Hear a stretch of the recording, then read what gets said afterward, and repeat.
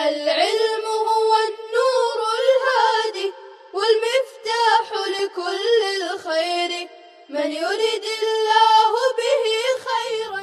السلام علیکم ورحمۃ اللہ وبرکاتہ. نحمده ونصلي على رسوله الكريم وعلى آله وصحبه أجمعين. اما بعد. قال القدوری، صاحب قدوری علیہ الرحمہ نے فرمایا: وَمُوجَبُ ذَلِكَ عَلَى الْقَوْلَيْنِ الْإِثْمُ، اور اس کا موجب، اس کا حکم دونوں قولوں کے مطابق گناہ ہے. پیچھے کل کے سبق میں شبہ عمد کے سلسلے میں دو قول تھا، ایک امام ابو حنیفہ رحمۃ اللہ علیہ کا اور ایک صاحبین، اور وہی قول امام شافعی رحمۃ اللہ علیہ کا بھی تھا. شبہ عمد کی تعریف کو لے کر کہ شبہ عمد کب کہا جائے گا. تو اگرچہ شبہ عمد کے سلسلے میں اختلاف ہے کہ شبہ عمد کس سے واقع ہوتا ہے اور کب شبہ عمد کہا جائے گا، لیکن اگر شبہ عمد واقع ہو گیا تو حکم کے بارے میں کوئی اختلاف نہیں ہے. دونوں قولوں کے مطابق گناہ ہوگا. گناہ کیوں ہوگا؟ لأنه قتل وهو قاصد في الضرب، اس لیے کہ یہ قتل ہے اور وہ مارنے کا ارادہ بھی رکھ رہا ہے.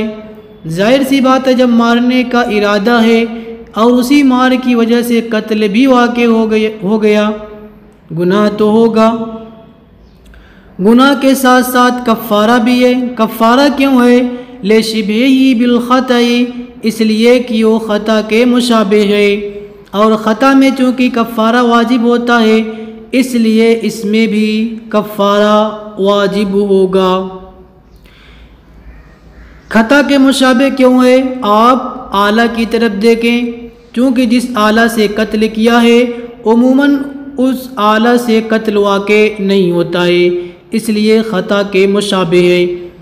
والدیۃ مغلظہ، اور مغلظہ دیت بھی واجب ہوگی عاقلہ پر، یعنی قاتل کے خاندان پر. والاصل، عاقلہ کی تعریف آگے بتائیں گے. والاصل ان كل دیت وجبت بالقتل ابتداء لا بمعنى يحدث من بعد،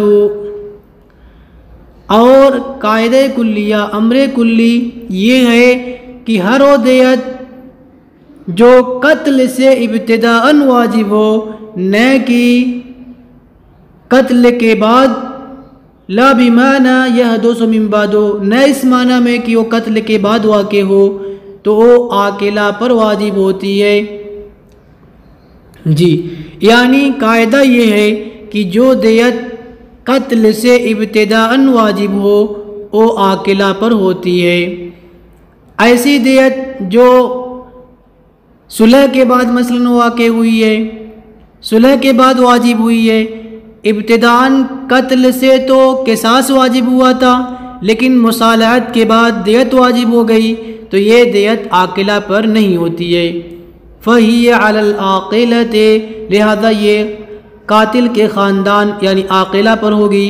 اعتباراً بالخطأ، خطا کا اعتبار کرتے ہوئے، چونکہ قتل خطا میں دیت پائی جاتی ہے.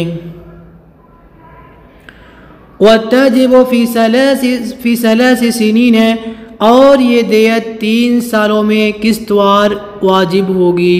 لِقَضِيَّةِ عمر بن الخطاب رضی اللہ عنہ، عمر ابن الخطاب رضی اللہ تعالیٰ عنہ کے فیصلے کی وجہ سے، جس کو ابن ابی شیبہ نے اپنی کتاب میں روایت کیا ہے. وَتَجِبُ مُغَلَّظَةً، اور مغلظہ واجب ہوگی. آگے فرماتے ہیں وَسَنُبَيِّنُ صِفَةَ التَّغْلِيظِ مِن بَعْدُ انشاءاللہ، تغلیظ کی صفت انشاءاللہ آگے چل کر ہم بیان کریں گے. وَيَتَعَلَّقُ بِهِ حِرْمَانُ الْمِيرَاثِ، یہ بھی اس کا حکم ہے، یعنی گناہ ہو گیا، کفارہ ہو گیا اور دیت مغلظہ ہو گئی. اس کے بعد میراث سے محروم اور میراث سے حرمان بھی اس سے متعلق ہوگا، میراث سے محروم ہو جائے گا۔ کیوں؟ لأنہ جزاء القتل، اس لیے کہ یہ قتل کی جزا ہے، یہ قتل کی جزا ہے، قتل کی سزا ہے۔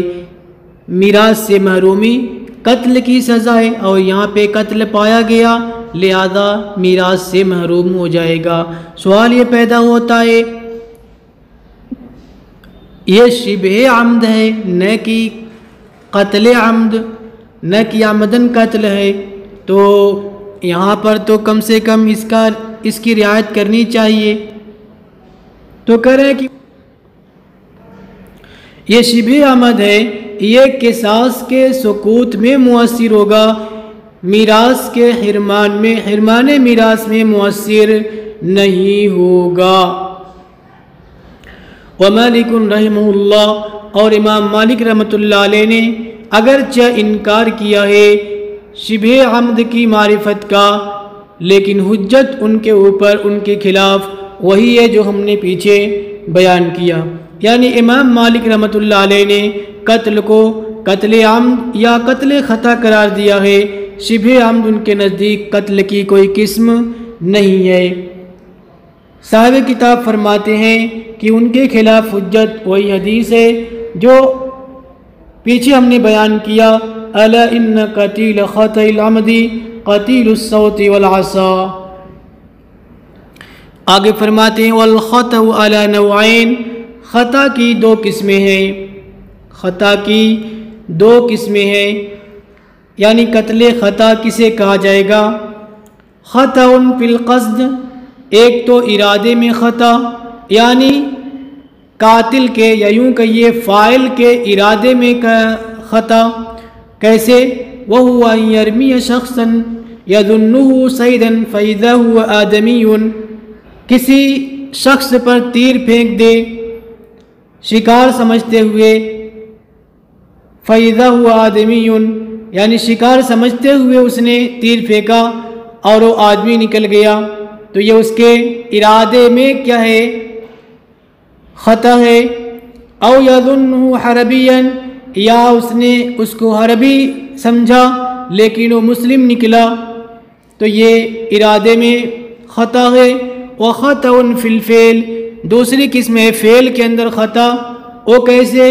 وہو ان یرمی غرضا فیصیب آدمیا، کہ وہ نشانے پہ تیر پھینکا لیکن آدمی کو لگ گیا، تو یہ دونوں چاہے فعل میں خطا ہو یا قصد میں خطا ہو، دونوں صورتوں میں یہ خطا ہے، یعنی قتل خطا ہے۔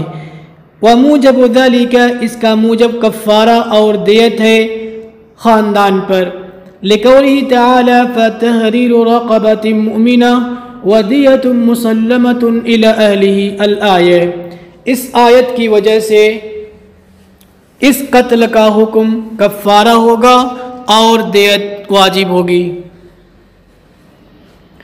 وہی علی عاقلتہ، اور یہ دیت بھی یعنی قتل خطا کے اندر بھی دیت عاقلہ پہ واجب ہوگی 3 سالوں کے اندر، جیسا کہ ہم نے بیان کیا عمر رضی اللہ تعالیٰ عنہ کے قضیے کی وجہ سے۔ ولا اسم فیہ، لیکن اس میں گناہ نہیں ہوگا، یعنی فی الوجہین، دونوں صورتوں میں، خواہ ہو قصد میں غلطی ہو، ارادے میں غلطی ہو، یا پھر فعل میں غلطی ہو۔ قالوا المراد، گناہ نہ ہونے کا کیا مطلب؟ فرماتے ہیں کہ قتل کا گناہ نہیں ہوگا، اما فی نفسہ فلا یعر عن الاثم، کرے کہ فی نفسہ فی ذاتہ گناہ سے خالی نہیں ہے، اس کا یہ فعل گناہ سے خالی نہیں ہے۔ کیوں؟ من حیث ترک العزیمہ، عزیمت کے ترک کی وجہ سے اور احتیاط میں مبالغہ نہ کرنے کی وجہ سے، حد درجہ اس نے احتیاط نہیں کیا فی حال الرمی، تیر پھینکنے کے وقت، لہذا اس کا گناہ اس کو ہوگا۔ اذ شرع الکفارہ یؤذن باعتبار هذا المعنی، اس لیے کہ کفارہ کی مشروعیت اس معنی کے اعتبار کرنے کی خبر دیتی ہے، یعنی عزیمت اس نے ترک کر دیا، حد درجہ اس نے احتیاط نہیں کیا، اس کو شریعت نے کفارہ مشروع کیا، اس کے لیے کفارہ واجب کیا ہے، تو یہ کفارہ یہ بتا رہا ہے کہ ترک عزیمت اور تثبیت میں عدم مبالغہ یہ گناہ ہے، یعنی شریعت نے اس کو گناہ مانا ہے، اسی لیے کفارہ واجب کیا ہے۔ وَيَحْرُمُ عَنِ الْمِيرَاثِ، اور میراث سے محروم ہو جائے گا یہ بھی، لِأَنَّ فِيهِ إِثْمًا، اس لیے کہ قتل خطا میں گناہ پایا گیا، فَيَصِحُّ تَعْلِيقُ الْحِرْمَانِ بِهِ، لہذا حرمان کو اس سے متعلق کرنا، اس سے جوڑنا صحیح ہو جائے گا، بِخِلَافِ مَا إِذَا تَعَمَّدَ الضَّرْبَ مَوْضِعًا مِّن جَسَدِهِ، برخلاف اس صورت کے جب اس نے جسم کے کسی حصے پر مارنے کا ارادہ کیا، مثلا تیر پھینکا پیر میں نشانہ لگا کر کے کہ پیر میں مارے یہ گر جائے، فَأَخْطَأَ، تیر خطا کھا گیا، اور دوسری جگہ مثلا سینے میں لگ گیا، گردن میں لگ گیا، فَمَاتَ، مر گیا، حَيْثُ يَجِبُ الْقِصَاص، تو یہاں پہ قصاص واجب ہوگا، یہاں پہ قصاص واجب ہوگا، کیوں؟ لِأَنَّ الْقَتْلَ قَدْ وُجِدَ بِالْقَصْدِ إِلَى بَعْضِ بَدَنِهِ، اس لیے کہ اس کے بعض بدن کی طرف ارادہ پایا گیا، اس لیے کہ لِأَنَّ الْقَتْلَ قَدْ وُجِدَ بِالْقَصْدِ إِلَى بَعْضِ بَدَنِهِ، قتل پایا گیا بعض بدن کی طرف ارادہ کرنے سے، بعض بدن کو مارنے کا ارادہ کیا، بدن کے کسی حصے پر مارنے کا ارادہ کیا، اور اسی وجہ سے قتل بھی پایا گیا ہے، اور چونکہ پورا کا پورا بدن ایک محل کی طرح ہوتا ہے، ایک محل ہے، لہذا وہ قتل عمد ہو جائے گا، قصاص واجب ہو جائے گا۔ وَمَا أُجْرِيَ مَجْرَ الْخَطَئِ، اور قائم مقام خطا، جیسے سویا ہوا آدمی کسی آدمی پر پلٹ جائے اور اس کو قتل کر دے، اتنا موٹا اتنا لحیم سہیم ہے کہ گرنے کے بعد جس کے اوپر گرا ہے اسے قتل کر دیا، یعنی اس گرنے کی وجہ سے وہ مر گیا، فَحُکْمُهُ، تو اس کا حکم بھی شریعت کے اندر خطا والے کا حکم ہوگا، اس کا حکم بھی قتل خطا کا حکم ہوگا۔ پانچویں قسم اما القتل بسبب، اور بہرحال قتل بالسبب، جیسے کہ کنواں کھودنے والا اور غیر کی ملکیت میں پتھر رکھنے والا، اپنی زمین میں کنواں نہیں کھودا، دوسرے کی زمین میں کنواں کھود دیا، دوسرے کے وہاں پتھر رکھ دیا، اور اس کی وجہ سے کوئی ہلاک ہو جائے یا وہ زمین والا ہلاک ہو جائے، تو پھر کہہ رہے یہ قتل بالسبب ہے۔ اس کا حکم کیا ہے؟ وَمُوجَبُهُ إِذَا تَلِفَ فِيهِ آدَمِيٌّ، اور اس کا حکم یہ ہے کہ جب آدمی اس میں ہلاک ہو جائے تو عاقلہ پر دیت واجب ہوگی، عاقلہ پر دیت واجب ہوگی، لِأَنَّهُ سَبَبُ التَّلَفِ، اس لیے کہ وہ تلف کا سبب ہے، اس نے غیر کی ملکیت میں کنواں کیوں کھودا، غیر کی ملکیت میں پتھر کیوں رکھا، لہذا وَهُوَ مُتَعَدٍ فِيهِ، وہ اس میں تعدی کرنے والا ہے، فَأُنزِلَ مَوْقِعًا، لہذا اس کو اسی کی جگہ اسی کے قائم مقام مان لیا جائے گا، گویا کہ اسی نے یہی ڈائریکٹ کیا ہے اس سے ہلاک کیا ہے، یعنی نسبت پتھر رکھنے والے کی طرف ہوگی، کنواں کھودنے والے کی طرف ہو جائے گی، لہذا فوجبت الدیہ، دیت واجب ہوگی۔ ولا کفارۃ فی، اس میں کوئی کفارہ نہیں ہوگا۔ ولا یتعلق بھی حرمان المیراث، اور میراث سے حرمان بھی متعلق نہیں ہوگا، میراث سے محروم نہیں ہوگا۔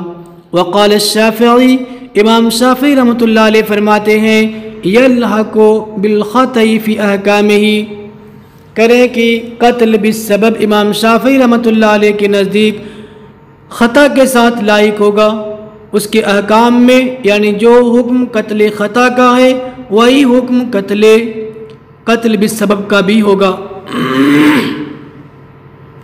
لأن الشرع انزله قاتلا، اس لیے کہ شریعت نے اس کو قاتل مانا ہے، جب قاتل مانا ہے تو پھر اس کو قتل خطا کے ساتھ ہی لائق کیا جائے گا۔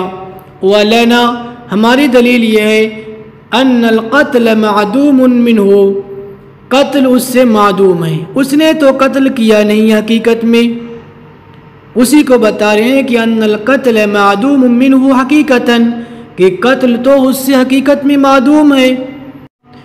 فَأُلْحِقَ بِهِ فِي حَقِّ الزَّمَانِ، زمان کے حق میں تو اس کے ساتھ لاحق کیا جائے گا۔ فَبَقِيَ فِي حَقِّ غَيْرِهِ عَلَى الْأَصْلِ، غیر کے حق میں یعنی کفارہ اور میراث کے سلسلے میں اپنی اصل پر باقی رہے گا، گویا کہ اس سے قتل واقع نہیں ہوا ہے تو کفارہ بھی واجب نہیں ہوگا اور میراث سے محروم بھی نہیں ہوگا۔ وَهُوَ إِن كَانَ يَأْسَمُ بِالْحَفْرِ فِي غَيْرِ مِلْكِهِ لَا يَأْسَمُ بِالْمَوْتِ، یہ عبارت اصل میں ایک سوال کا جواب دینے کے لیے لائے ہیں کہ اگر کوئی یہ کہے کہ غیر کی ملکیت میں کھودنے والا، کنواں کھودنے والا گناہگار ہوتا ہے چونکہ اس سے قتل واقع ہو گیا ہے، لہذا یہاں پر بھی آپ اس کو میراث سے محروم کیجئے جیسا کہ قتل خطا میں آپ نے ذکر کیا ہے۔ تو ان کا یہ جواب دے رہے ہیں کہ کنواں کھودنے سے غیر کی ملکیت میں گناہگار تو ہوتا ہے لیکن لا یأسم بالموت، یعنی موت کی وجہ سے وہ گناہگار نہیں ہوتا ہے، موت کی وجہ سے گناہگار نہیں ہوتا ہے۔ اور قتل خطا کے اندر معاملہ دوسرا ہے، علی ما قالوا، جیسا کہ مشائخ نے فرمایا ہے۔ وہذی کفارہ، اور یہ کفارہ کیوں واجب ہوتا ہے؟ یہ کفارہ قتل کے گناہ کا کفارہ ہوتا ہے اور یہاں پہ قتل کا گناہ نہیں پایا جا رہا ہے۔ وَقَدَ الْحِرْمَانِ، اور ایسے ہی میراث سے محرومی بھی گناہ کی وجہ سے محرومی ہوتی ہے اور یہاں پہ قتل کا گناہ ہی نہیں پایا جا رہا ہے تو پھر میراث سے محرومی کیوں کر ہوگی؟ وَمَا يَكُونُ شِبْهَ عَمَدٍ فِي النَّفْسِ، فرماتے ہیں اور جو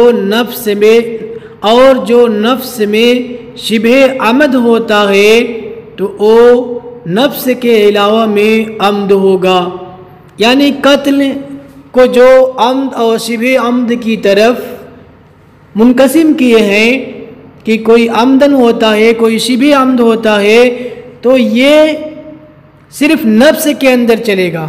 اعضاء وغیرہ اگر کسی نے کسی کا کاٹ دیا تو وہاں پہ شبہ عمد نہیں ہوگا، وہاں پہ ڈائریکٹ عمد ہی ہوگا۔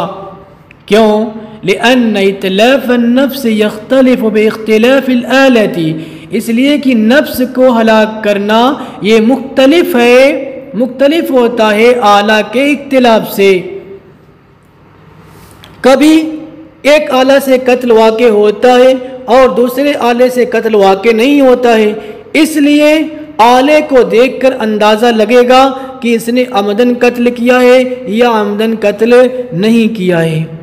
اس میں تو یعنی نفس کی جو ہلاکت کا مسئلہ ہے یہ تو مختلف ہو جاتا ہے آلہ کے مختلف ہونے سے، لیکن وما دونہا، جو اس کے علاوہ ہے یعنی کسی عضو کو کاٹ دینا، کریں لا یختص اطلاف ہو، اس کی ہلاکت کسی بھی آلے کے ساتھ خاص نہیں ہے، اس لیے کہ ایک ڈنڈے سے آپ پیر بھی توڑ سکتے ہیں اور اسی ڈنڈے سے آپ آنکھ بھی پھوڑ سکتے ہیں، آپ چھوٹے چاقو سے بھی آنکھ پھوڑ سکتے ہیں اور آپ بڑے چاقو سے بھی آنکھ پھوڑ سکتے ہیں۔ تو معلوم ہوا کہ عضو کی جو ہلاکت ہے یہ آلے کے ساتھ خاص نہیں ہے۔ واللہ تعالی عالم، اور اللہ تعالی بہتر جانتا ہے۔ السلام علیکم ورحمۃ اللہ وبرکاتہ۔ السلام عليكم. لا تنسوا الاعجاب بالفيديو والاشتراك في القناة تشجيعا لنا لنستمر بنشر المزيد إن شاء الله.